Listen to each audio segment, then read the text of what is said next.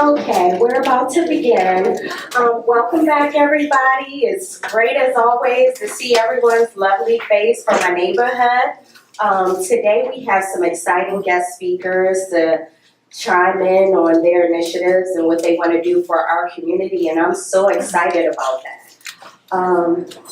Today, I know that, Elisa, you have a pressing timeline, right? Listen, yeah. Yes, I need to be in Ward 4 like 10 minutes ago. Oh, okay. Well, we're just going to bum rush our agenda and let you come on up and speak because I don't want to hold you up. And I'm so appreciative that you took time out of your busy schedule to come speak to Pembroke today.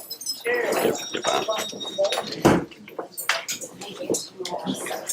That's okay. No, it's exciting. I know some of my colleagues are here too. I saw Preston here and Ralph Chittens too, so I hope they get a chance as well. So good evening, Penn Branch. Hello. Hello. Good evening. Good to see you. I am Alyssa Silverman, and for the past 4 years, it's been my honor and privilege to serve you as one of the at-large council members. I'm one of the 2 independents on the council.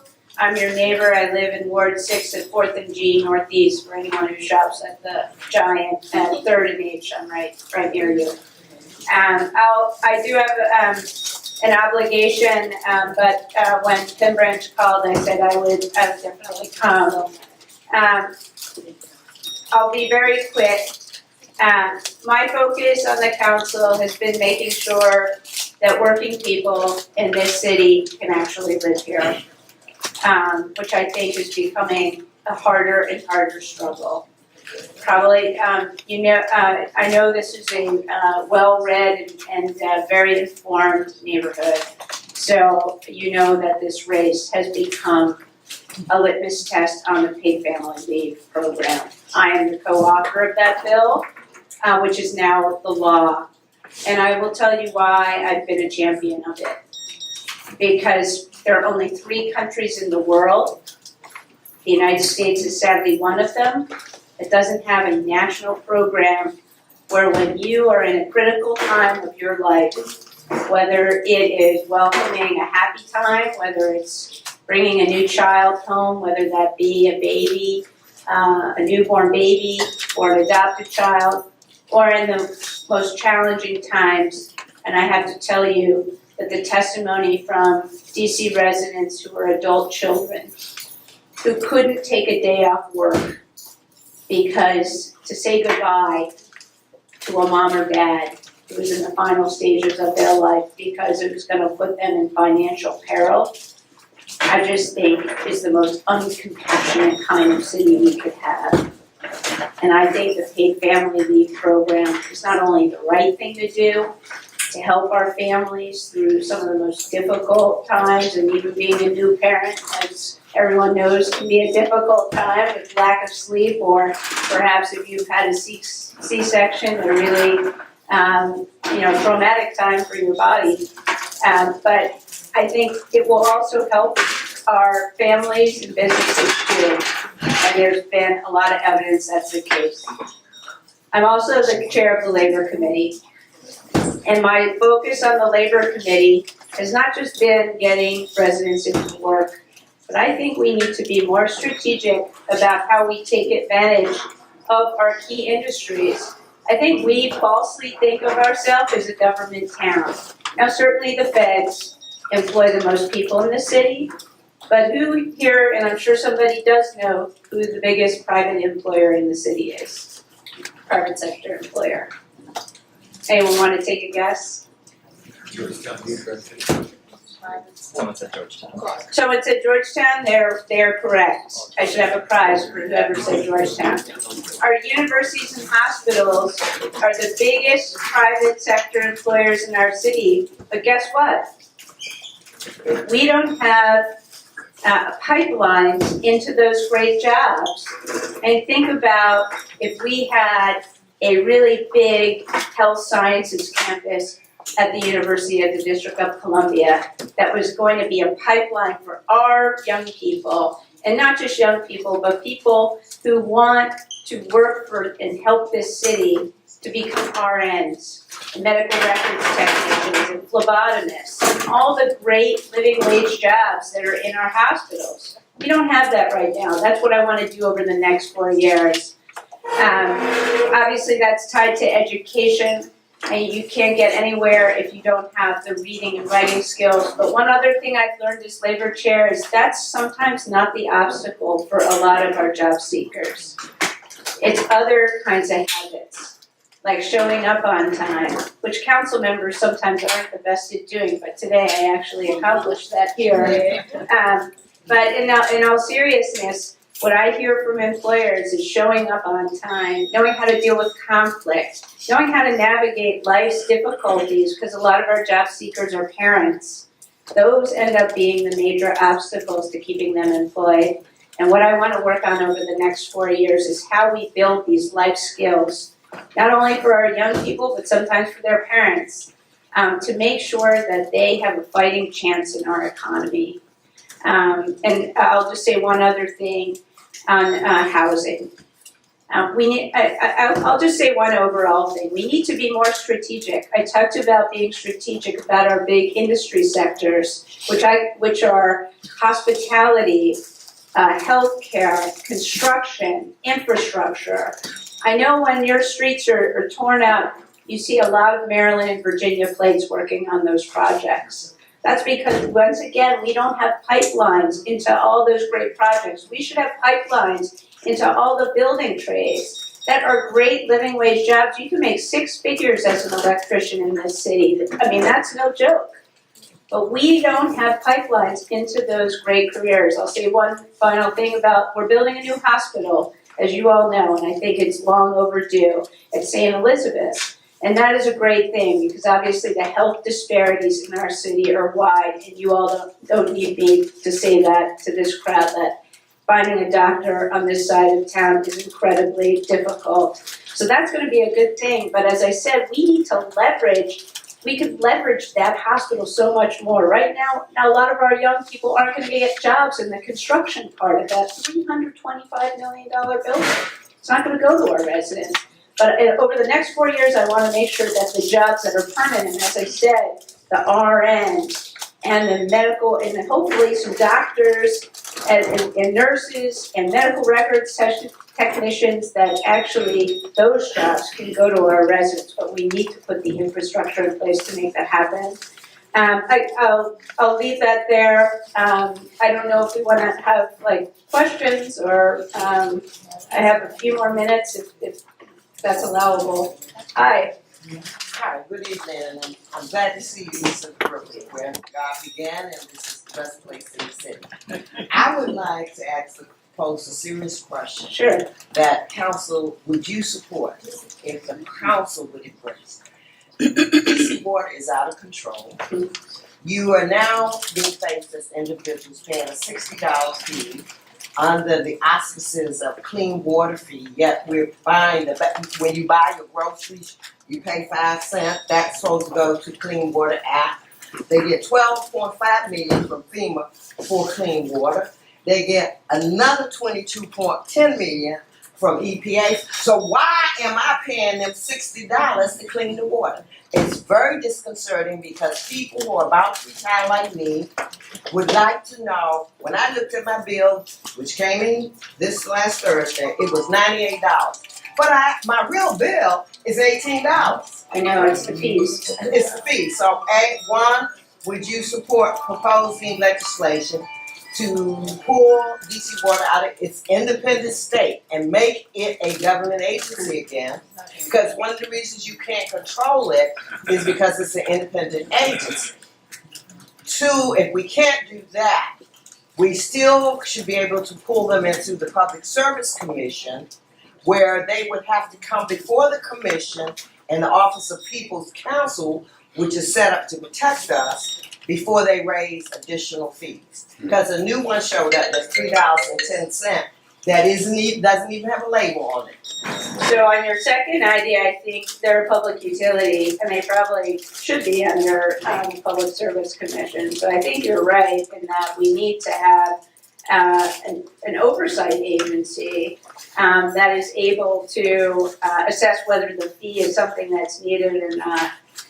What I would say is that, so you're right, the bag fee does go for cleanup of the Anacostia, but what the CREAC fee is, and I hate acronyms generally, but I can't, Clean Rivers, I can't remember what the acronym stands for, but basically you've all read about the $2 billion project that would take all the wastewater.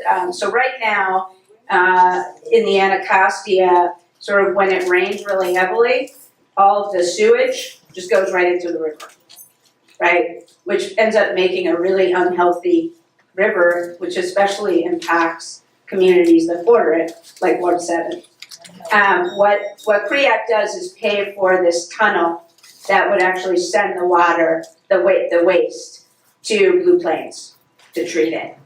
So this is one of those public policy dilemmas where you're right, the fees seem burdensome, but what they're paying for is a good thing to do. So what we have to do is figure out, for someone like you who might be on a fixed income, it's unfair because your income isn't rising.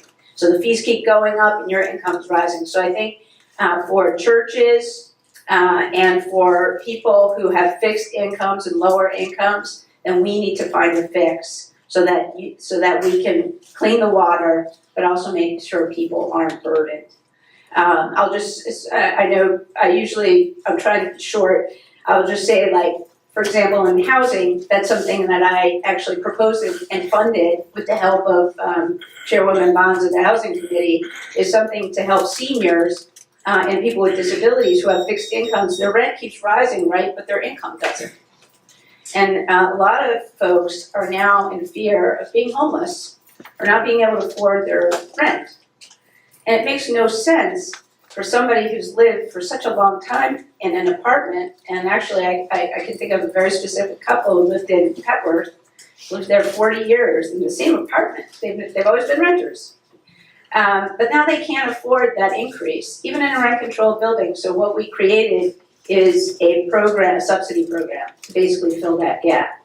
Because in my opinion, it's a lot cheaper to fill a $50 gap than to make an 80-year-old couple homeless. That makes no sense. So let's help people out. And I guess my idea would be, I'm not on the committee that deals with DC water, I will admit, but I know CREAC it's a big issue for churches just like this one, because look at the parking, you get charged for your impervious surfaces, right?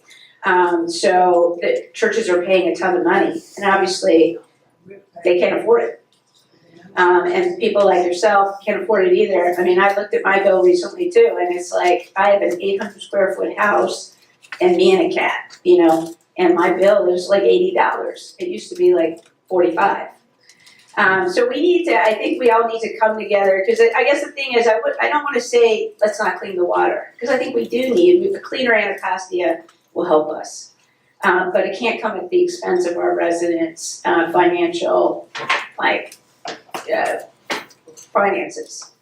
So we need to work on it, is what I would say. Good question. I hope it wasn't too weedy an answer. Maybe one more. Sure. From that side? We'll take one from both sides. This is just really quick. Can you explain or just sort of walk us through very quickly your opposition to the repeal of Initiative 77? Sure.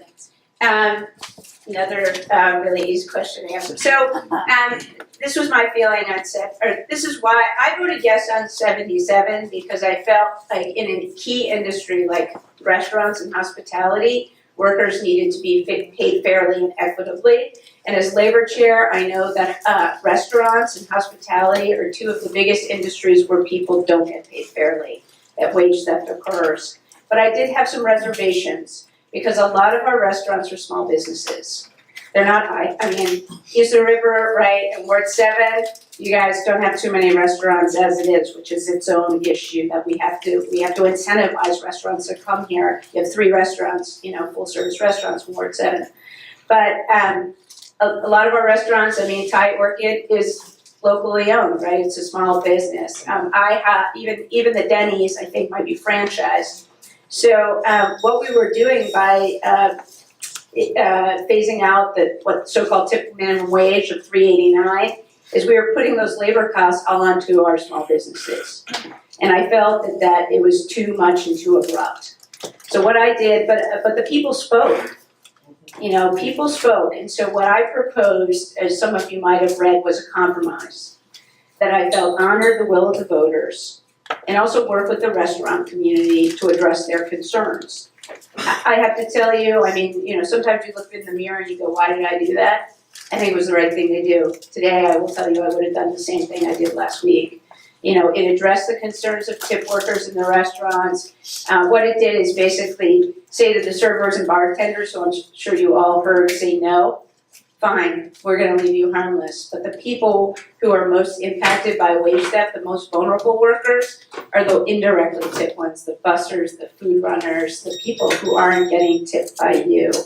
A lot of them are people of color, they're immigrants, they're people who aren't gonna come forward to complain because they just wanna keep their jobs. But we need to make sure they're paid fairly and equitably. And so I would have implemented 77 for those workers, and for a lot of people you don't realize are tip workers, like parking valets. There was a parking valet across from the Wilson building. He works at the JW Marriott. He gets paid $7 an hour.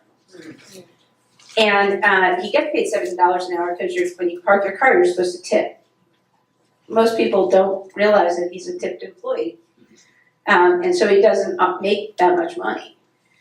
And I think for someone like him and for our bussers, we should phase out the tip wage. For our servers and bartenders, if they're saying we make enough already and we want to keep the tip system, keep it in place. That was my compromise. Unfortunately, we could only get 5 votes for that.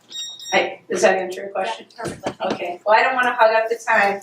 So I just wanted to tell you, thank you so much. I really am sorry. I can't spend more time. You'll have 2 of my colleagues here to tell you about their priorities as well. I think Zach handed out some of our literature. If you have any questions, feel free to follow up. And I really thank you. I know Penn Branch is one of the most active neighborhoods. I know because I neighbored you. And it is one of the most beautiful neighborhoods too in our city. A lot leafier than my neck of H Street. So thank you all very much. And I hope to get your vote on November 6th.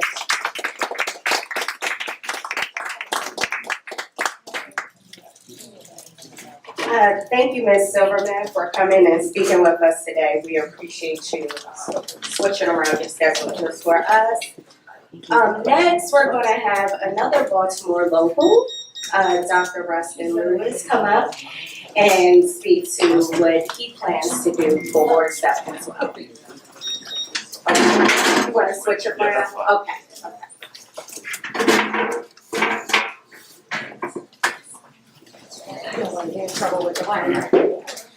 It's his wife's birthday, so he needs to get going. Hi, good evening, everyone. My name is Ralph J. Chittum Sr., and I'm a candidate for at-large member of the DC Council. First, let me apologize because after I speak, I have to run out of here. Tonight is my wife's birthday, and wife's birthday takes precedence over campaign stop. All right? So I came here to DC in 1978 initially to go to Howard University, and that's where I met my wife. So I graduated 4 years later, as I say, with a degree in political science and a fiance. And I've been here ever since. My wife and I were born home right here on M Street, Southeast, right off Minnesota Avenue in 1992, and we've lived there ever since. We've raised our 4 children through public schools. They've all gone on to college. A couple of them have gone on to master's degrees, but all of them have at least obtained a bachelor's degree. Why am I running? Okay, DC is a great city. I love DC. There's a lot of good things here in DC, but there are some things that need to be fixed. One of the things that needs to be fixed is education. There is no reason why the capital of the most powerful nation on earth is running an education system that seems more at home in apartheid South Africa, where your zip code determines the level of your education. There is no reason why any child in this city should have to get on a bus, a train, and then another bus in order to get a quality education. My two daughters never set foot in a school in Southeast. That's a sin and that's a shame. Why? Well, because we wanted them to get the education which would allow them to go on and do bigger and better things. Do you want to know what a perfect school system looks like? A perfect school system is a system where any child can walk out of his or her door and walk to a neighborhood school, and that school is a desired destination that anyone else in the city would love to send their children to. That's the system that we can have in DC, but we spend so much time on peripheral issues. Like, we spend money now on, we're giving children free bus passes to go to school. Good idea. But now we're talking about giving the parents free bus passes so they can ride with their children to the school. Why don't we fix the schools and nobody has to have a bus pass? So I'm going through this really rapidly because I don't want to live in the doghouse for the next couple of days. Another big issue is healthcare. On the table there's something about the hospital. Okay, do we need a level 1 trauma center here in Southeast? Yes. Wait till 2023 to get one? That's crazy. Most of us in this room may never ever need a level 1 trauma center. What we need east of the river are urgent care centers where people can go to meet their daily doctoral needs. A friend of mine was just in the hospital, and there was a woman who lives in Ward 8 who had to ride buses an hour and a half just to see an oncologist. Why? Because there is no oncologist on this side of the river. You want to increase health outcomes east of the river? Yes, long term, let's build that hospital. But we can open urgent care centers in this city, on this side of the river, multiple centers in the next 12 months. We don't have to wait 4 or 5 years for a hospital. Crime. Everyone knows that crime's an issue. Clearly, what had been done in the past clearly is not working because we are now seeing an uptick in homicides and assaults. You know, our elected officials are telling us the streets are safe, you can walk. Try it and see what happens. So we need to take some serious looks at not just programming and all the feel-good measures. We need to take a look at some other things that we may need to do from an enforcement standpoint, just to send the message that it makes no sense that a 10-year-old girl can't walk the streets or play in front of her home without getting shot, that a woman can't go down the street jogging without being assaulted. So we need to look at our criminal justice system. Now, there is no reason, and I agree, that anybody who smokes weed should be in jail for 30 years. That's just flat out stupid. But there are some people in our society, and we have to be honest, that incarceration is the answer for them because they present such a danger to us that we just have to do that. Taxes. Why is it that every time somebody comes up with another brilliant idea down at the Wilson building, our pockets get lighter? Metro needs money. When was the last time Metro had a forensic audit? Think about that. But they're always coming back to us for more money. And so what did they do the last time? They implemented a 6% tax on ride-sharing services, Uber and Lyft, to give the money to Metro. How much sense does that make? We just made $103 million off traffic cameras and speed cameras in the city. And now the mayor wants to up the fines to $500. For what? I guess maybe to pay for the nighttime mayor to oversee whatever goes on in the city at night. So I'm running because I want to bring a different voice, a different perspective, different ideas to the council.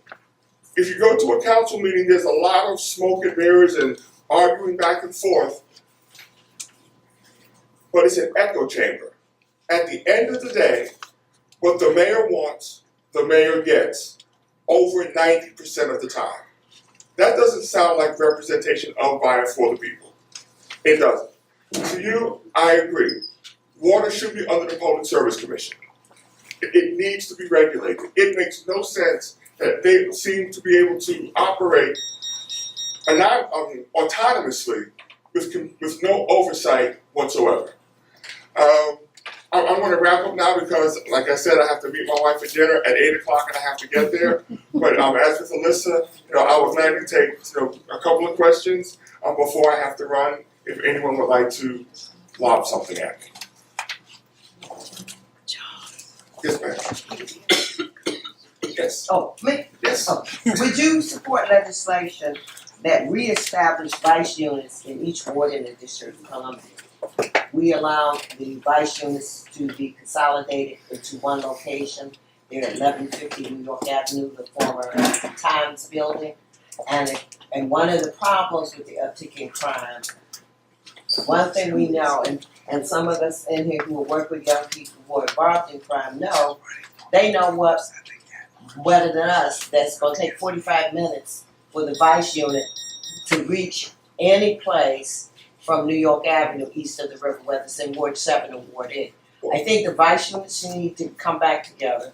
One of the support that they got was, if there's serious drug problems in your community, they could be reinforced and backed up by ATF and DEA.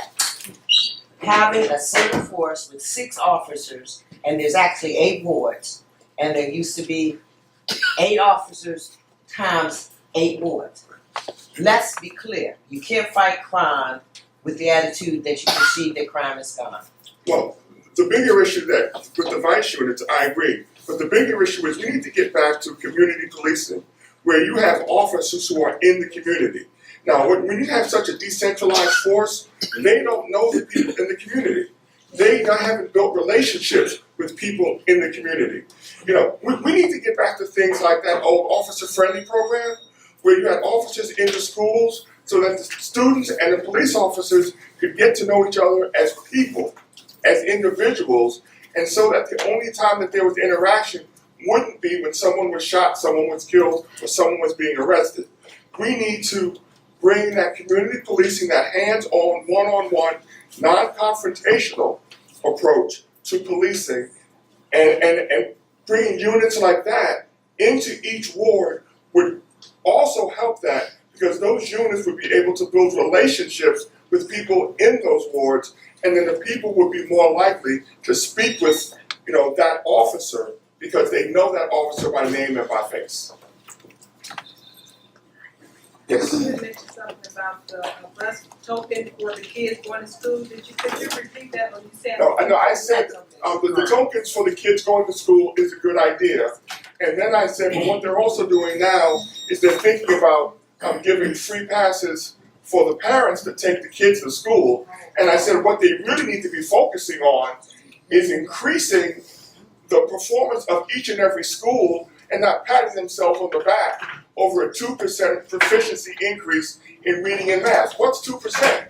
2% is nothing. That's nothing to brag about. There's flyers on the back table that have campaign's website, email address, phone number, etc. If any of you have any other questions, please reach out to me. I am your neighbor. I live walking distance from this church. I said I've lived here since 1992. Everything that you have experienced, I have experienced. And I would love to represent you as one of your homegrowns on the Council of the District of Columbia. I thank you so much, Rustin. I thank you for letting me speak so that my wife won't be mad at me.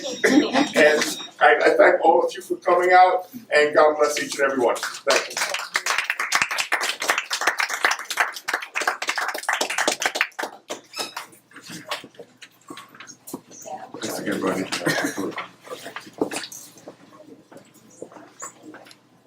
It's always hard when you go last, right? Everybody said everything. Good evening, neighbors. My name is Rustin Lewis. I'm running for DC City Council at large in November 6th election. For those of you who've never heard of me, have no idea who I am your neighbor. I live in Hillcrest. I've been there for nearly 20 years. My background is that I came here to DC to run College Bound, the DC-based program that prepares DC public school students for college, and I ran that for a decade, and then I left that to run National Care's mentoring movement, a mentoring organization, and then worked for DC Promise Neighborhood, initiative over in Kenilworth Parkside. And also, while I was doing that, in evenings I worked as an adjunct faculty member at the University of District of Columbia. So my career has always been focused on creating better opportunities for our young people. The gentleman in the back taking pictures right now was a college-bound student, and one of the reasons who inspired me to get out here in the race. And let me be more specific. As an educator, I have the opportunity to interact with a lot of educators, and it bothered me that they would tell me that they can't afford to live in this city. Young people like Justin, who I committed to him when he was 14, I said, man, you gotta get your college degree. He got it. He can't afford to live in the city. And this is the city he was born and raised in. So many of our educators would tell me I can't live in the city. I live out in Laurel. I live somewhere else. I was canvassing and I was telling a police officer the same thing. He said, well, that's nothing. He said, I live in Baltimore.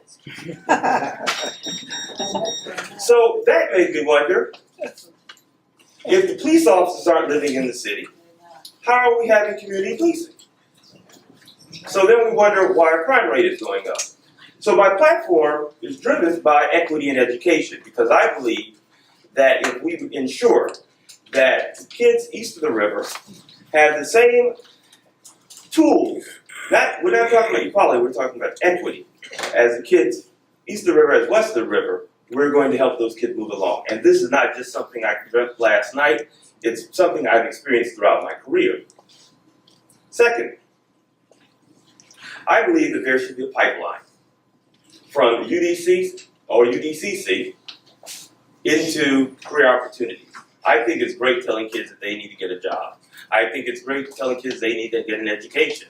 I think it's great that we have UDCC here and they can get jobs learning how to do copper cabling or HVAC. But it's critical that we help them get jobs. And I see that as a role of the government, to help make that connection, particularly when they're graduating from our own schools. Then I'd like to see a more equity around jobs and employment. So my idea is that we should invest more in incubating businesses east of the river and stop waiting for the larger corporations to come in and set up shop. Now, my former father-in-law is a Dunbar graduate class of 55, and he told me what east of the river looked like when he was a kid. So I know businesses will come here. I know we have the resources to encourage businesses to come here. And I know that if we work within our community, we can make it happen. I've seen it happen. And then, in addition to education, jobs and employment, the third area that sort of really wasn't a part of my platform is public safety. And it became a part of my platform only recently when I was canvassing and my car was stolen. So I didn't have that on the original list, but I see a critical need for public safety now. It's a true story, and fortunately the DC Police Department did recover my car. But the profile that the police shared with me were young men. Young men, they told me, that sit in a car on South Dakota in a gas station, and they wait for convenient opportunities to take advantage of people. So just maybe, if we could help these young people who begin to transition the city, if we're able to create opportunities for police officers to live in the city, we then have community policing. If we just ensure that we have not just a successful city, but an inclusive city. An inclusive city that makes it affordable for everyone to live here, then maybe we begin to have a Washington, D.C. that is for everyone. Those are my three primary platform points. One other thing I'll share with you as an aside, and this too was not necessarily a part of my platform, but I also understand it as a critical issue, is around mental health. So a lot of people ask me about my thoughts on poverty in the city, and clearly we need to make sure people can afford to live here first. We need to create opportunities for employment. We need to ensure that we have basic work skills. But I also understand the value of investing in mental health. My wife passed many years ago from suicide, mental health issues. So it's not an issue of class or race, It happened right here in Hillcrest, right down the street in Hillcrest. So these are the things that has driven me to just not talk about it with my friends on a Saturday or lecture about it at UDC, or even give my students some papers to write about it. But it actually encouraged me enough to get on my feet and do something about it. And that's why I'm running for DC City Council. Thank you.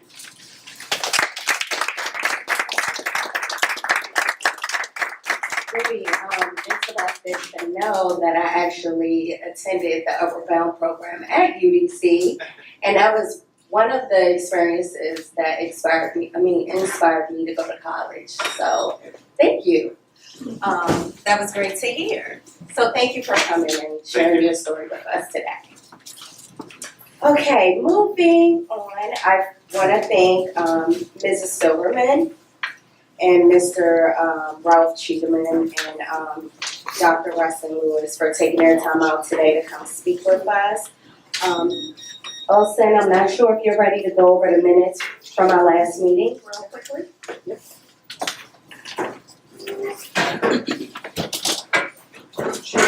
So I'm going to be real quick on these minutes because I know you all are pressed for time. There are copies of the minutes in the back on the table. In addition, you all should have received the agendas. Thank you, Jacqueline, for doing that. I thank myself for running home to get these agendas for you all. So that's why I'm casual. I did my Batman, ran home, put on a t-shirt because I was wet, and then ran back. Actually rode my bike back. So last meeting, September 11th, we did the observance for family and community members. Thank you, Mr. Paul, for all the work you do on behalf of them in our park. And I believe we have a cleanup coming soon. And I'm the designated to help with that as well. We had the opening from our new president, Shannon, with the updates. They included the summer activities, and of course with Tawana and the Treasurer's report. We had the crime report from Lieutenant Jameson. He emailed me and gave his regards that he could not be here this evening, but he will send stats regarding the crime report. And of course, we had our guest speaker, Dia Humphrey, speaking about the ANC and all the good things that are going on in our area. Last but not least, I believe it's included in this, there was a meeting with our Old Street friends that was very productive. And we want to thank our Old Street friends for coming tonight. If you could wave your hands, Old Street friends. And then, of course, we had special recognition, and that, of course, was for Ms. Paul and all the wonderful work that she does on behalf of our community. So with that, if you all could, I would like to motion that we accept the minutes as I summarized. So could I get a motion, please? I motion that we accept the minutes as summarized by yourself. Thank you. Could I get a second? I second it. Thank you. So moved. Meeting minutes are accepted.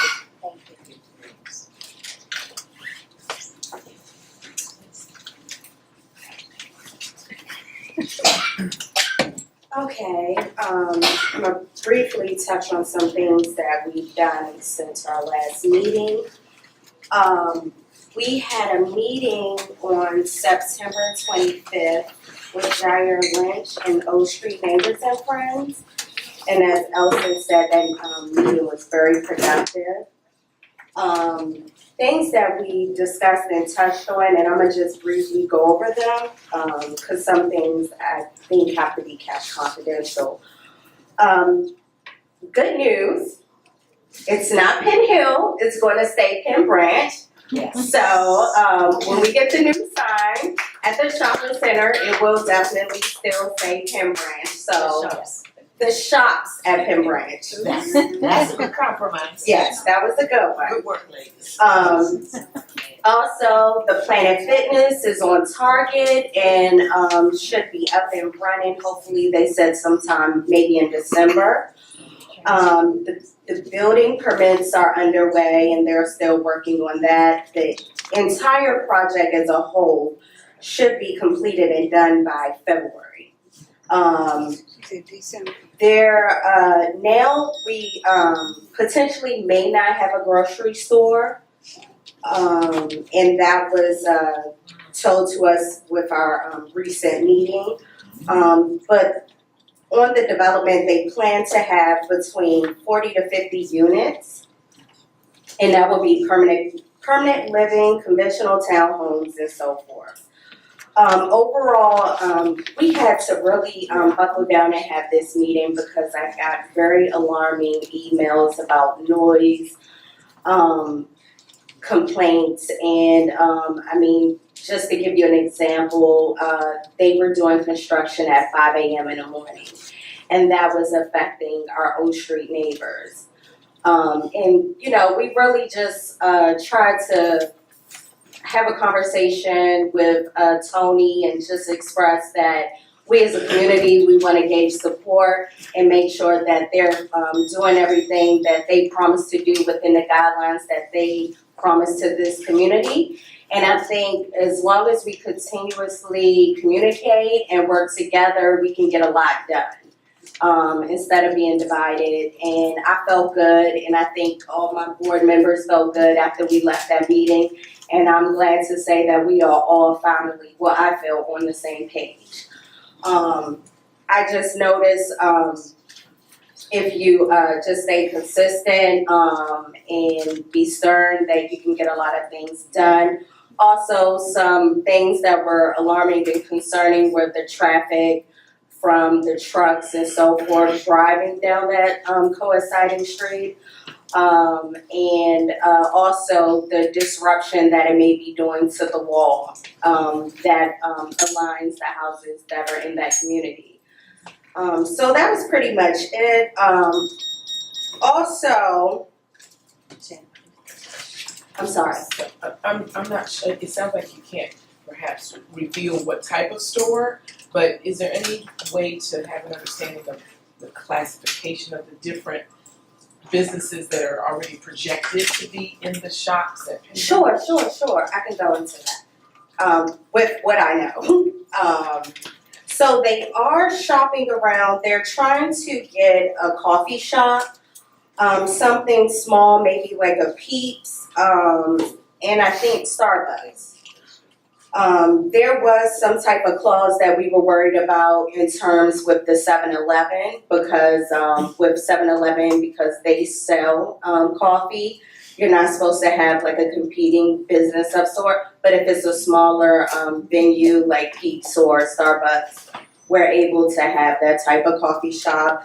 Also, the H&R block space will be what they consider a fast casual business, and I think that's where they're trying to put the coffee shop.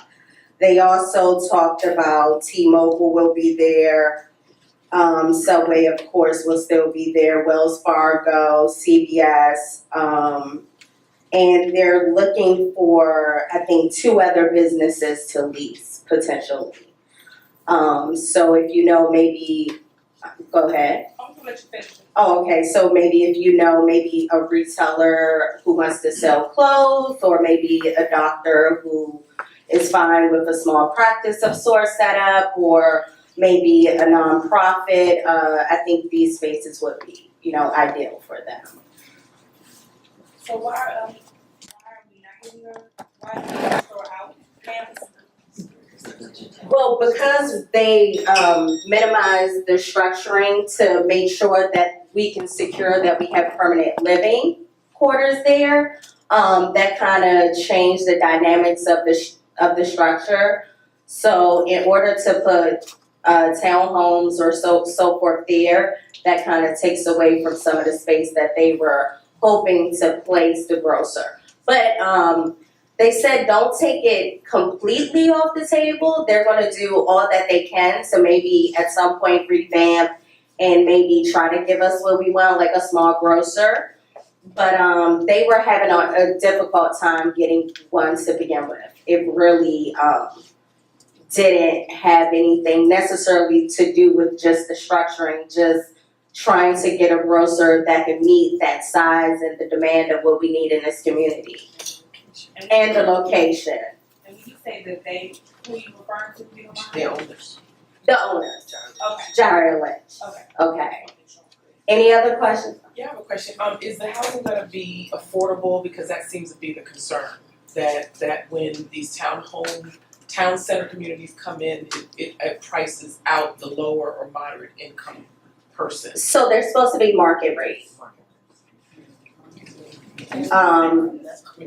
We fought and we feel like this community deserves that, so that's what we're pushing for. Because a lot of people were concerned about, them just trying to shop it out as a low to moderate living space and, not give it the glam that it needed for this community. This community has value and can sell homes at market rate value and get people in those homes. Thank you. You're welcome. It's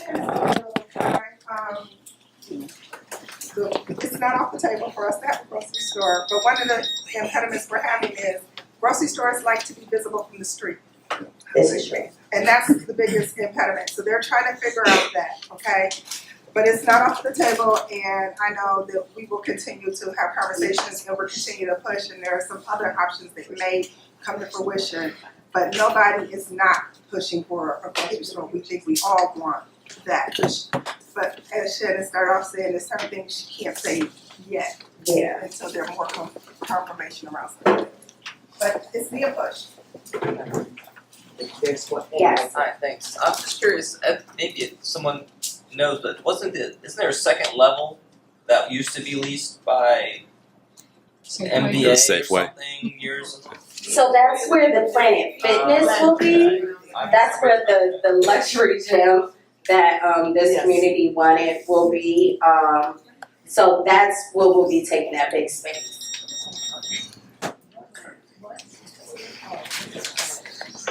Didn't the city give the community a grant to put a grocery store in that space? So yes, Okay. that is something that was placed on the table. But if we can't get anybody to want to come in this community, Right. then Right. it's as good as gone. Are you able to say whether the owners have looked into the feasibility of the nonprofit grocer good food market that they have over in? No, I'll notate that. And I think what is it called? I think it's called Good Food Yeah, Market. it is. It's on 20th in Rhode Island. It's actually the neighborhood I grew up in. Okay. And they do, they're really good. Of course, they're a little bit more expensive, but they do incorporate a lot of local farmers as well. Okay.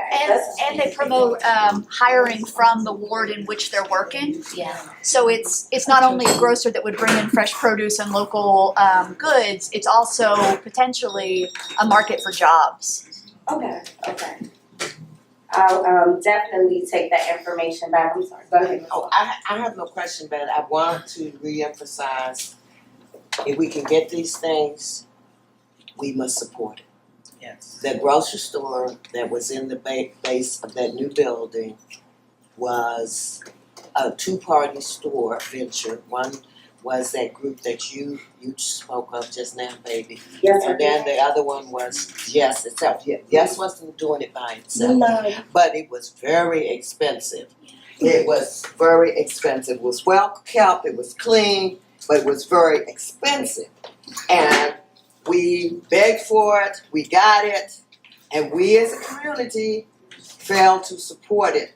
And I went as regular as I could. I did not let parking be the issue, and that's what people said that caused them to go out of business. Parking wasn't easy, therefore I didn't go. And we have a right to ask. I want to encourage that, especially for my young people.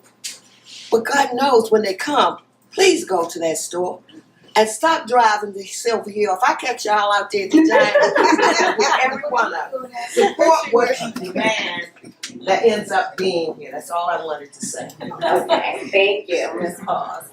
Also, there are talks I'm sorry. You covered this already, I wasn't gonna ask you, but how long is the traffic gonna be reconfigured like it is at the shopping center up on the upper level? What is that for? I don't think he gave us a projection date as to when, and we did kind of touch on that, but they didn't give us a date as to when that would stop. What is it? Because they're starting phase 1, doing the reconstruction of the outer exterior, and they're working for the upper part that is over, like all the shops. The storefront names, the signs, and the signage that we would get out front. They're working on all that stuff. They're not really tearing it down to build it back up. They're just revamping and refacing it. That's pretty much what's going on at this point. And they to answer the other question, they will be another 45 days. They have geologists working with them to determine how to best waterproof from the curb of the store out to where they're blocked off the parking, because water still drips down to the other. But they should be finished in 45 days. The good news is go early. Just one. Okay. So, quickly, because I want to give my other guest speaker a chance to speak. There are talks of an ANC forum coming. It will be on November 3rd. Right now, we're just trying to finalize the location. It's looking like it will be at the Dream Center. I encourage our community to be engaged and be involved with this forum, because I've heard concerns and complaints about members of the ANC board not being supportive, not doing what they need to do, kind of dragging their feet. So this will be a setting where you will actually get to meet the new candidates. You will actually be able to pose questions and engage and kind of find out who is the best fit for us in this community. So I will make sure that I send out an email or further information about that forum. Again, that date will be November 3rd, okay? Also, quickly, the association will be sending out a new updated form to the shopping center. I don't know if everyone at this meeting has gotten a chance to see, but we have new membership cards. And pretty much what I'm going to be sending out, this is the new card that will only be accepted on behalf of the association. I think we needed, it was time to revamp, rechange kind of some of the processes and ways in which we were doing things. This way you have a member ID. This card is more durable, and it lasts much longer, and it looks nice too. So it's a win-win. So now I'm going to give Stephanie, do not punish me if I say your last name wrong. Stephanie Reiser? Okay, I did good. She's going to come up and speak about an exciting project that's coming to a neighborhood near us. Thank you, Shannon. As Shannon indicated, my name is Stephanie Reiser, and I am your neighbor, and I am really pleased to have this opportunity to come and talk with you tonight about a real passion project that I have right here, just down the hill, not far, actually right behind where the Yes Market was, in some property that I own on Nicholson Street Southeast. I put some flyers out as you walked in, and please pick these up. It gives you a little bit more detail about what I am working on and what I hope to accomplish down there, and I'm happy to answer any questions at the end of this, but I'm going to kind of go through this very quickly. So I have a parcel of land on Nicholson Street Southeast. It actually bridges 2310 and 2312 Nicholson Southeast, and the first page shows you how it looked when I acquired the property. So I have a historic row home here, and then essentially a vacant lot next to it. And what we are going to be doing is an activation that I hope really touches around social fabric and vibrancy in our community, but touches on, from a grassroots perspective, a lot of the same kinds of concerns that we heard the politicians and would-be politicians speak to us today about affordability, access, social fabric, and other kinds of questions. The kinds of activities and amenities and opportunities for growth in this community that you would experience in all the other wards of the city.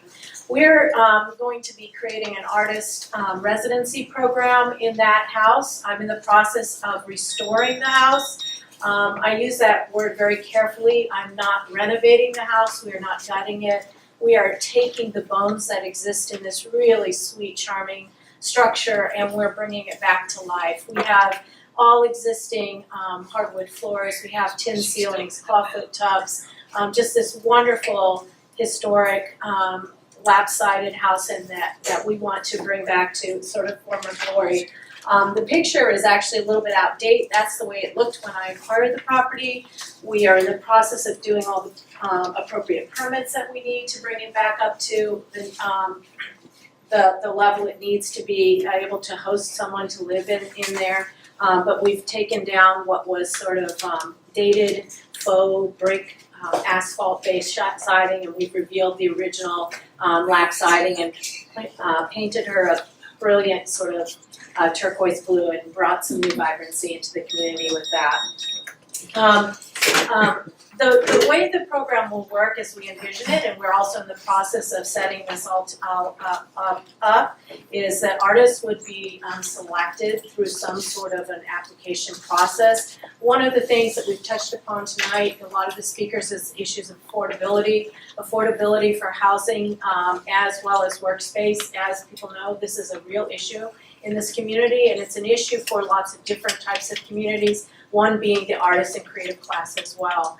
Artists are being priced out of this market. They're being priced out of it for places where they can live. They're being priced out of it for places where they can work. And so in my little corner of DC, I'm trying to do something that addresses those things. Our focus will be on DC artists, but it won't be exclusive. We would certainly not turn down an artist because they weren't from DC, but we want to put priority on DC artists. We are constructing the space so that we will have some flexibility to also provide opportunities for artists that don't traditionally fit into these types of programs. So in other words, we will have the ability to fit and host an artist that maybe comes with a family or a child or as a couple, or if people wanted to put in applications to be joint, we would be able to house more than just a single. A lot of these types of programs, they're very popular with artists, but they tend to cater to a very narrow band of the artistic community in that they tend to be younger, they tend to be single, and they tend to be nomadic. So we have the ability to address some of that by space that we could support more than just a single artist. But the whole idea is it gives an artist an opportunity to come in a space where they will be paid to work, they'll be given living expenses, and they'll be given an opportunity to really focus on their art and develop their craft. We hope to also have built into the program some sort of mentoring or connecting type process where prominent artists here in DC could also work with whoever's here in residence to help build up their career and give them exposure. Coupled with that beautiful vacant lot is going to house a community garden. And we're still in the planning phases of that. I saw someone with the DC Urban Greens. I would love to have the connection there, but anybody else who knows some of the prominent groups in this city that have done a lot of work in gardening and or urban agriculture, we'd like to see if we have an opportunity to bring them into the planning stages of it. But the way I envision it is just how can we take this vibrant piece of land, activate it with a beautiful garden, and invite the neighbors to come in and partake of the produce. Again, I'll let you read some of these things. This is really a passion project that has been inspired by the work of others. The Astor Gase in Chicago, Ron Finley in LA with the work he's doing in community gardens. I've personally engaged a group out of Atlanta called dashboard.us, and I invite you to look up any of these websites and see some of the type of work. But I'm basically saying this is a different way to approach redevelopment or revitalization in our neighborhood, to bring in some kinds of different approaches to vibrancy and improving our social fabric. And I'd just love to invite all of you to come and join me in this process, give me your ideas, your connections, and I'm happy to take any questions. Yes? I think what you're speaking to is new, but I wanted to make sure that you had approach the community that this location is in? 8A is the community, Yeah, and do they support it? it's a great, The reason I'm asking is if the community has any kind of concern, I wanna know what they are, work with them so we can have a win-win. I just wanna make sure, absolutely sure. it's a great question, so the answer is yes, but I haven't completed all that work. So we are in the process of doing all kinds of these meetings, both on an individual level as well as a direct community level, and it's really just a matter of when can I get out and have meetings scheduled. And so we're both meeting at the very local level with my immediate neighbors, the people that live right next door and are engaged with us on a day-to-day basis, but also with anybody that would be in any of the programs of the mayor's office or the council office or any of the city government. So we're kind of taking both approaches so that we're covering the waterfront. So we're in that process right now. Okay, and I can suggest a grant from UBC. They have an environmental grant for gardening that is usually given to our public schools and secondary schools. Right. And partner with River Smart. We are doing the So River if you would Smart partner program. with those two, you Yeah. would get a comprehensive grant for enough money to do a Wisconsin Avenue landscape. We don't want mess east of the river. Right. So let's apply for both of them. Yep. Get the money that you need, and they will give you sustaining grants for 5 years. Oh, okay, that's great.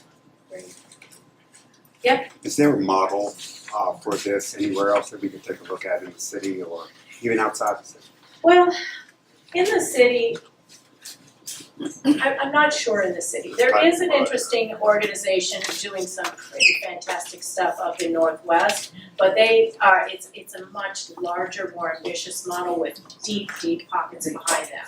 It's called Halcyon, and I think what they're doing is great. So they're combining an artist residency program with an entrepreneurship residency program, and they're just on a scale that is huge. Yeah, the founder was herself. She founded 2 pharmaceutical companies, and so that's the kind of wealth she has to draw from. And I think what they're doing is important and fantastic. And I think what I would like to say is that scale is not appropriate for this project because of the sensitivity of being in a neighborhood. This needs to feel more of a neighborhood connection. But that doesn't mean to say we can't have that same kind of level of artistic activity and to really work for those kinds of programs. But yes, there's that. And then if you look around nationally, artist residency programs are a fairly standard kind of activation that artists have pursued. And you can find everything from very high institutional things where, there's these beautiful retreats into the country where artists, can go and really hone their craft to very small types of programs where it's just essentially a mom and pop, people who just decided to open their home to sponsor an artist, specifically to alleviate some of the day-to-day challenges that artists have to cobble together a livelihood in order to pursue their craft. I come from an arts background. My father was a professor in the Midwest where I grew up. My sister is an artist in LA, and I can tell you she cobbles together her living by being an adjunct professor at 3 or 4 different community colleges and running a private business that does crafting to pay the bills in order for her to be able to pursue her art. So this is the kind of thing that programs that are out there to give artists a chance to really focus 100% on their art. Thank you. Sure. Yes? Are you planning on having a retail No. shop within this company? No. I think at this stage of it, let's really start at the very basic level and I would rather respond to what grows organically out of the community and to what kinds of needs come forward rather than saying, oh, we're gonna do this because I think you need it. Sure. No, I think that would be also a little more challenging from a perspective of the impact on the community, the immediate neighborhood. I would say in terms of anything that would look more like an event would be once an artist has finished, comes to the end of their residency, they would be obviously expected to have created some body of work, and we would want to be able to have the community experience that, but it would be on the order of, you know, a small event. Yeah. Anybody else? Great, I invite you to stop and pull me aside if you have other questions. Thank you, Stephanie. Thank you so much. I'm excited. Okay, next, Cedric, I'm so sorry. I'm gonna allow you to come up and Okay. speak to the paper that is on the table for everybody. I apologize. Why are you apologizing? Oh, okay. I mean, Because I'm sure you're booked and busy. yes, but you know, I wasn't gonna leave. I was just gonna stay and just take notes. You know? Sure. Good evening, everyone. I'm Cedric Muhammad, Councilmember Gray's Director of Constituent Services. On your table, well, it should be right in front of you, I have a press release. One is regarding the healthcare system. Councilmember Gray issued that on September 19th. I'm not going to go over it with you unless you have any questions because it's in front of you. And also the press release that he has where he opposed Initiative 77. On top of that, tomorrow morning, he's going to have an oversight hearing regarding Providence Hospital at 10 a.m. in the Wilson Building in room 500, which is also known as the Chambers. I'll give you my phone number. I'll just try to get right to it because I know time is an issue.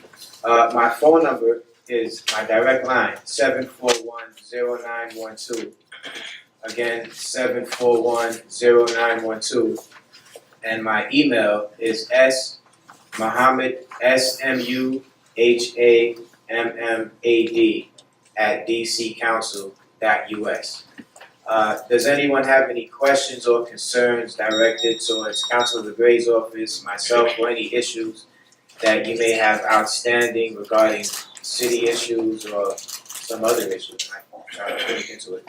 Yes, ma'am. Could you talk briefly about what is the meeting about Providence Hospital, what's the meeting of? Yes, Providence Hospital is closing. Right, I mean, it's closing as it is, it's gonna be like a CDU sort of, like an emergency room kind of. Or the whole thing is closing? Providence Hospital is closing. Oh, I thought that it's gonna have like an urgent care or an emergency room. Providence Hospital is unfortunately closing. And that's just another hospital that unfortunately we are going to be losing, and it's also going to affect residents here in North South. And he's having the hearing to, number one, not just get to the bottom line, but as well, because he was pushing for a hospital on the east end of DC. The scheduled opening for that hospital is too many years down the road, and it's really in dire straits. Not the hospital that's on the way, but the lack of health care that awaits once Providence Hospital's doors close.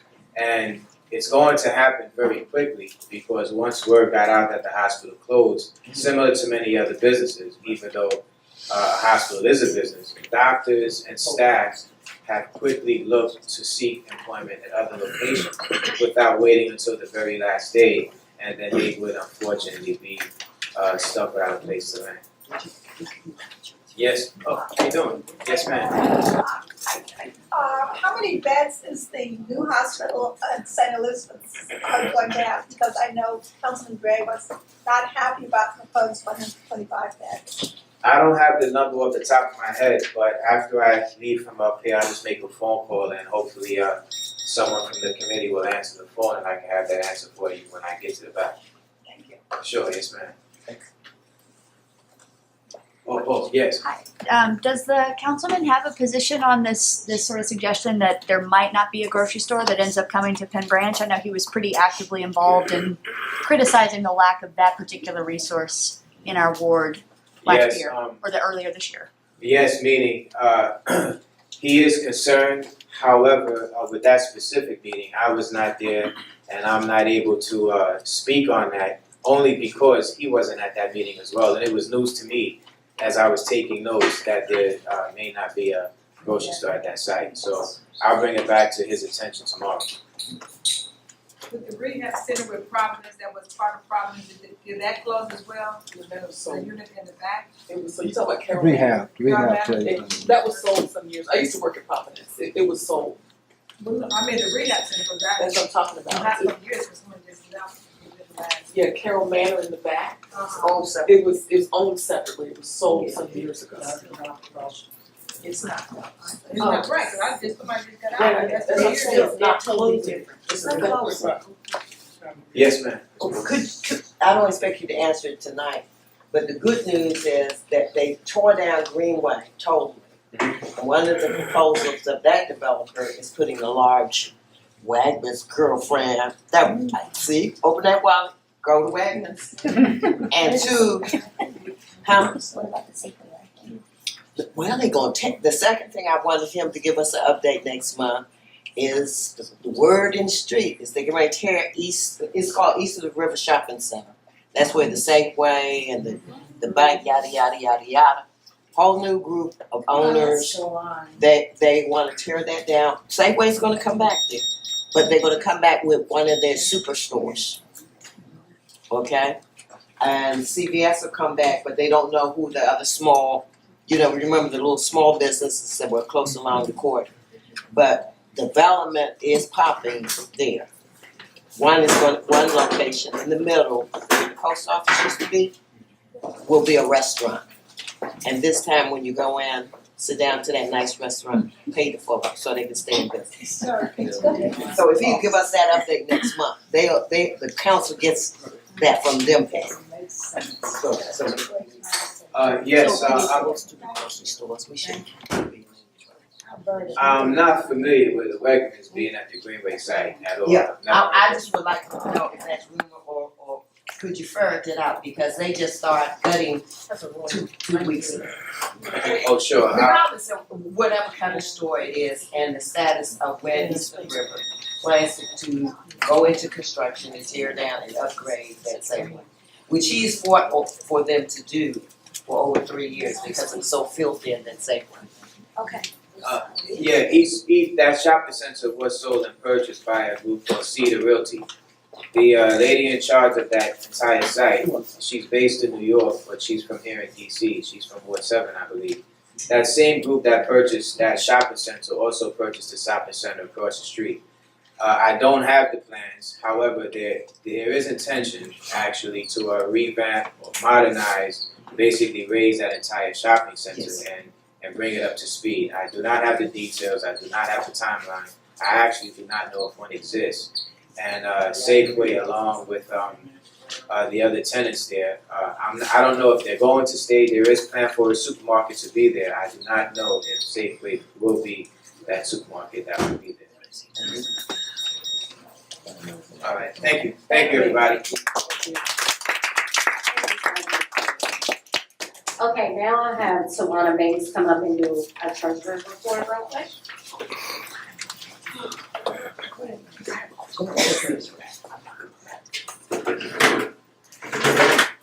Good evening, everyone. For the last meeting in September, this report is for the 1st of September to the 30th of September. We had $1,528.60 in the account. We're still receiving donations from the past block party, so I just got something from the Hillcrest Community Civic Association. I want to thank them for their $100 donation. The membership, last month, we received $120 in membership. We had no outgoing expenses at that point in time. So the new balance today is $1,748.60. I make a motion to approve the financial report. I second.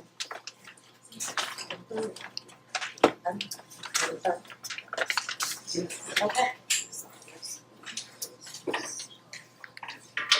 And also what I have on hand, we're going to be selling the t-shirts. You may have seen these during the community day. It has like Penn Branch Community on the Move. So we have these for $15 a piece. I have about 4 of them here. A couple of families came by and picked up 6 t-shirts. So this is practically the end of them. They're $15. So we'll reorder as I get the names and checks and sizes, I'll order them for you. One for size large. I may have one here if you want to get it tonight. Thank you, Tawana. Thank you. Yes. Sign up. Good evening, Penn Branch. Let me ask you to raise your hands. How many of you are Penn Branch members, paying members? Okay, I see a good portion of everybody. Well, awesome, awesome. I am here tonight. I'm Jacqueline, the Vice President of the Penn Branch Association, and my job tonight is to announce and to kick off our fall membership drive. From now until December of 2018, we are going to have a concerted effort to increase our membership numbers. Thank you, Ms. Paul. I know you're going to be really excited about this because you've been pushing us to move forward with this. Well, if you didn't notice when you came in on the table in the back, there is a membership application. Why do you need to become a member? I know everybody here tonight knows why you need to become a member, but for your neighbors and anybody that you know that's not here tonight, please encourage them to go to the website to sign up to become a member. One of our goals for the year was to increase our membership by 25%. We have over 500 homes, beautiful homes in the Penn Branch community. And our goal is to get as many of those, or at least 25% more of those homes and families involved in Penn Branch Citizen Civic Association and to become a member. You might be asking, well, what does my $20 go? What does it go towards? And I must say, $20 is very, very reasonable. It's been $20 probably for the last 10 years. The first 10 years I lived in the community, it was just $10. So over the years, we haven't had any cost of living increase or anything, but $20 helps to pay for food. You notice we don't have any food in the back tonight because we're trying to build up our resources, our financial resources to help pay for food. And just to give you an idea, we're looking at all options for how we can get food back into the meetings. We asked for a quote from a caterer. A quote came in at $245. Initially I thought, wow, that's a lot of money. But then when I did the math, and we usually get about 40 to 50 people in the meetings, I divided it by 50 people, and it came out to like $4.90 per person. Where can you go to get a meal like we provide here most times, so $4.90. You can't even go to Tyworkin and get a meal for $4.90. So please consider becoming a member, encouraging your neighbors to become a member to help pay for the food, to pay for all these papers that, these trees that we tear down to provide you with copies, to pay for the supplies that we need to provide you with these copies, and all the other little ancillary things that we do. So the money is not going to waste. You can sign up a couple of different ways through this paper application that we have available here tonight. You can go online to PennBranchDC.org/membership. Sign up online. You can mail your application. We've got the mailing address on the form. You could call myself. My number is on the form. You could call our block captain over in the corner, Mr. Stan Benton. His number, I'm going to read that to you, is 202-503-9240. So, right, thank you. And as part of your registration, become officially a Penn Branch new card member holder, okay? So thank you very much for that. Additionally, just a couple of other things I want to bring attention to. One of our neighbors at the Community Day approached me about starting a chess club for our community, particularly for the youth. And I don't know if you all noticed at the Community Day, there were a lot of kids at the Community Day having fun, getting their face painted, bouncing on the moon bounce and everything. And one of the ideas was that let's harness that energy and introduce those who may not have been exposed to it already. Let's introduce them to chess. Bring chess into the neighborhood. Well, as the good Lord would have it, I was at the library the other night. We had our meeting, and I saw the Francis Gregory Library kicked off last Wednesday a chess club, an official chess club for all ages of children, all ages of adults. So if there's anybody here tonight that's interested in exposing and introducing your child to chess, please take them over to the Francis Gregory Library every Wednesday night from 6 o'clock to 8 o'clock p.m. I was hoping to have some flyers of that here, but I didn't get a chance to make those available. But 6 o'clock tomorrow evening, 6 to 7-ish, please have them over at the library. Shannon and I had the pleasure of meeting the chess coach, Mr. David Bennett. He's a U.S. National Master Chess Coach. In fact, we're trying to get him here either for our November meeting or December meeting to introduce himself to the community, talk about the program and all the exciting things that they're doing in terms of the chess tournaments and getting the kids involved. Next thing, and then I'm gonna be quiet so Ms. Paul can come up, is how many of you are familiar with Ann Beers, one of our wonderful schools within our neighborhood? Are you all familiar with the Ann Beers food share program? Yes. Well, my granddaughter just started going to Ann Beers, 2nd grade, and we were parent teacher night. We were exposed to all kinds of programs and activities that are going on at Ann Beers. Awesome program and curriculum. One of the things that caught my attention was their farm share program, Fresh Farm program, where they partnered with Sweet Green and Food Prints and one of the local organic farmers to bring us fresh organic vegetables to our neighborhood. Every Thursday from 1 o'clock to 6 o'clock p.m. on the Alabama side of the school, there's this wonderful young lady who's selling huge bags of organic vegetables, all kinds of things, vegetables I didn't even know existed were in this bag. So if you're interested in getting some fresh organic vegetables for a very reasonable price, $8 for those who are using benefits like WIC or SNAP, $15 for those that are using cash or credit cards. We also had flyers about the program in the back on the table. So please support Ann Beers, support the program, and also support yourself staying healthy. That's all I have, Ms. Paul. You're up. Thank you. And while Ms. Paul's is coming up, quickly I want to announce that Vince Gray actually acknowledged 3 young males from our neighborhood. They won a baseball championship, and hopefully the next meeting we'll be able to provide you all with their names and recognize them of their accomplishment.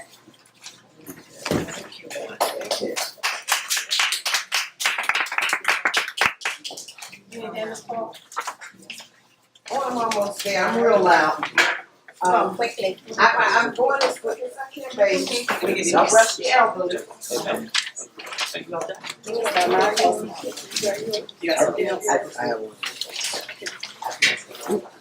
Okay, first of all, I want to alert everyone that because of the severe raining, DC Department of Environment asked me to pass out the radon form. I'm not going to talk about it. Read it. You can get the free radon kits. Radon is a poisonous gas that emanates from the basement around sump pumps, dampness, moisture. Please, your government will provide you with a free kit, put in your basement to test to see if you have too much radon in your basement. They will give you a remediation kit if it's minimal. They will give you technical support if it's heavy, so that you can end up with a system placed in your basement that keeps it blown out of your basement. Stay healthy. Read the document on the back. It tells you who to call to order your kit. The kit is free. The technical assistance is free. 2, okay. 2, you got a blue form. It's about careers. DC government is trying to get jobs for all young people. Look at the form. If you know a young person looking for a new career, a person who is not ready to be retired, who needs another career, the government is operating and providing you service. Please always go to www.dc.gov/jobs, and you will see right now there are 12,100 jobs that DOS is trying to help private sector people to fill that they can't fill because they're in specialized areas. Now, focusing on my committee, Public Works Committee is going to plan, and I want to thank, I see one of my co-chairs, Mr. Bruton, Hiram Bruton, just wave your hand real fast for me. Hiram, oh, and Mr. Washington. Oh, both of my guys are here. Okay, Mr. Washington, who's the 3400 block of Carpenter. We need to do a comprehensive cleaning of the 911 park for many reasons. First of all, it symbolizes too much to this community. It was a piece of abandoned landscape that you all worked with me over the last 18 years, making a beautiful gateway. We then eventually applied for a federal grant and made it become a 911 park dedicated to those who died on Flight 77, American Airlines. We wanted to be a comprehensive cleanup, our fall cleanup, this last Saturday of this month. But we need more than 5 people out. We need new members of the committee. If you're interested in joining the committee, you got a form that tells you we don't just do the 911 park. We try to assist in infrastructure, major things like 3500 block just got brand new water pipes. The smart ones, and here's a resident that lives there, took advantage of it and got new water pipes all the way into their house for a minimal rate, and they can pay for it, guess what, every month like a credit card, instead of all of those things that we usually do when we lose our water lines. So please, think about joining the Public Works Committee. We maintain the park. We provide resources from government organizations to clear, clean, and beautify areas throughout the community. We write small and large grants to support initiatives within the community boundaries to be used to maintain existing projects or newly identified sites. We establish and maintain partnerships with volunteer groups, private corporations, and government agencies to further the goals of your community for environmentally sound landscaping. We enhance and mitigate erosions in large public areas and on homeowner properties when allowed. We testify and join with our legislative committee, which is headed by Ms. Laura Riches. Laura Riches is in the back. We write legislation. Our first legislation initiative was in actually 1999 and passed in 2000 to rebuild that gorgeous wall that's along O Street right now. We are challenged to look at other legislation, including getting rid of that $60 a month charge on your water bills, which we'll work jointly with the legislative committee to do. And we need to expedite it because they're proposing to take that fee to $150 January 2019. So I don't want to delay my retirement another 2 years because I can't pay the water bill. Finally, and in summary, we have extensive partnerships with U.S. Park Service, which resulted in us working with Eleanor, and now we have Fort Davis Drive, Fort DuPont Drive, under full reconstruction, which means those roads are going to be torn all the way down 12 feet, the length and width. Water that's coming into properties on 38th Street will no longer happen because we sat with them and made sure they put in drainage restraints on those roads that they are rebuilding on your behalf. Please join this committee.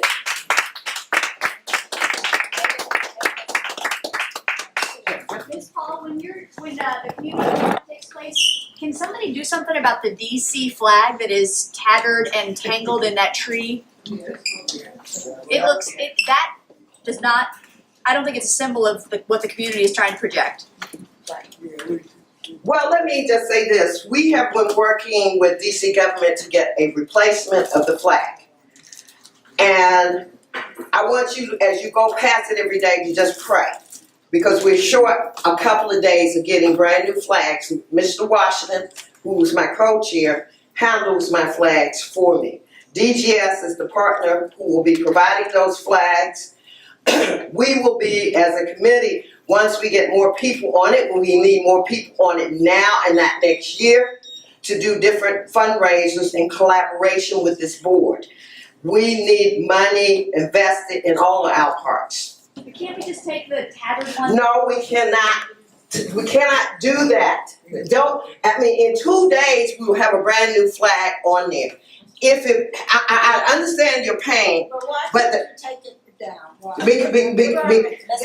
I've explained that we can't take it down right now, but we will take it down in 2 days when we replace it. Why? that DGS does the work for us.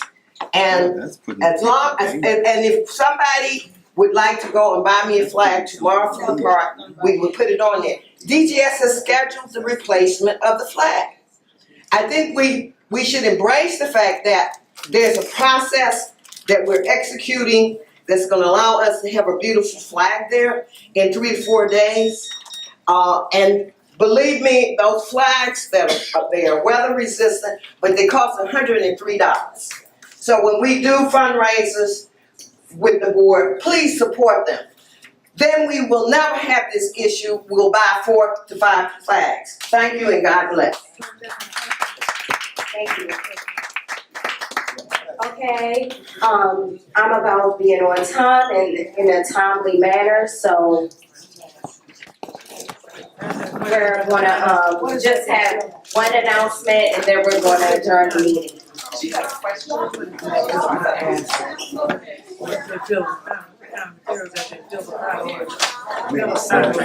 Oh, okay, thank you.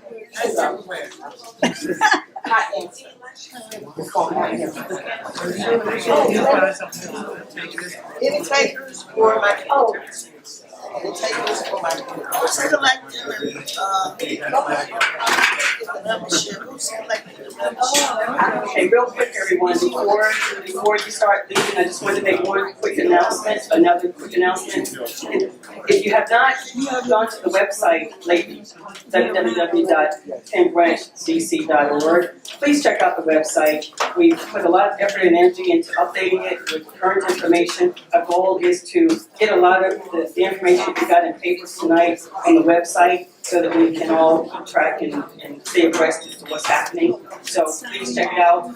Remember, you can also go to the website and renew your membership or enroll in our Penn Branch membership. Shannon? I believe we have one more speaker for the evening.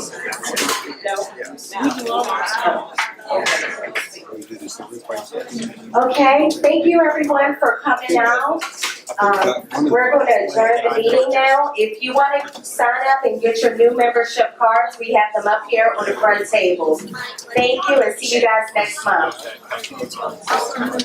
Yeah, I work with